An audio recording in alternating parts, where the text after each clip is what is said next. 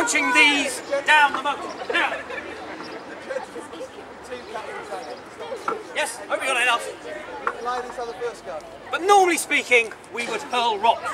Rocks, very useful thing to do, and it could be surprisingly accurate. Let me tell you the story of Lord Guy de Montfort. He stood out in a battlefield. In front of him was a castle. Inside that castle, there were a whole troop of women waiting, screaming like that, waiting to pull on the ropes. This would not have 4 people. Not 4 women operating, it had 20 women operating. Guy stood there, bold as brass, dressed in his fine helm, dressed in his fine surcoat. Let's see how they get on, shall we? And 3, 2, 1, go!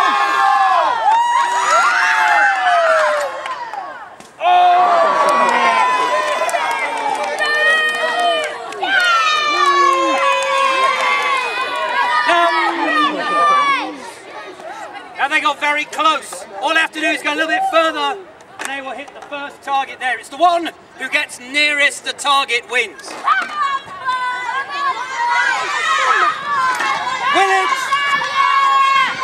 Will it be the men or will it be the women? We shall see. Guy de Montfort made the foolish mistake of standing there as bold as brass and then, yes sir, sorry, would you like to go along? It can actually shoot backwards. It would be enormously entertaining for all of us, but a bit unpleasant for you. So, Guy actually had this large rock land right on his head. It pushed his helmet so far into his shoulders they couldn't get it off again, and they had to bury him inside his helmet. I don't think there was very much of him left, just his feet sticking out of the bottom. Are we ready again? And 3, 2, 1, go!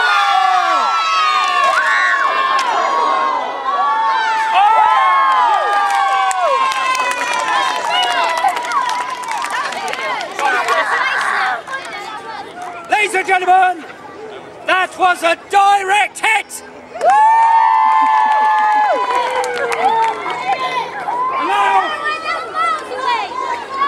And now it is the time. Now is the time for our bold adventurers from the men's team.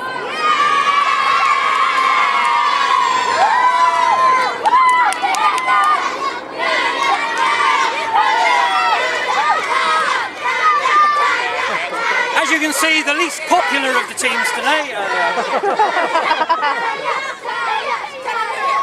Now then, they must be careful that when they pull as hard as possible, they do not stop about halfway up. This was the mistake made by the Scots at the Siege of Wark. They were given a brand new carrier, they were very pleased with it, polished it all day, got their lovely rocks ready, saw the English army approaching, gave it a great big pull, and then to their amazement, wondered why they couldn't see the rock. If they'd looked upwards, they would have seen it coming straight down on top of them. It broke the Perrier and killed 3 of them. 3, 2, 1, go!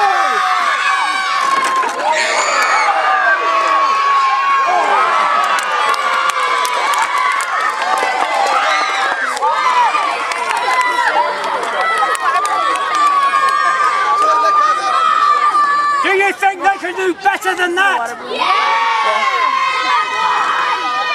Do you want to see them do better than that? Do you want to see them do better than that? Well then, let's see if they can. The greatest of all these machines was called the Warwolf, built by King Edward I here at the Tower of London, aimed to knock down the walls of Stirling Castle. Edward had it built here, transported to Stirling. They built it in front of the Scots holding Stirling Castle.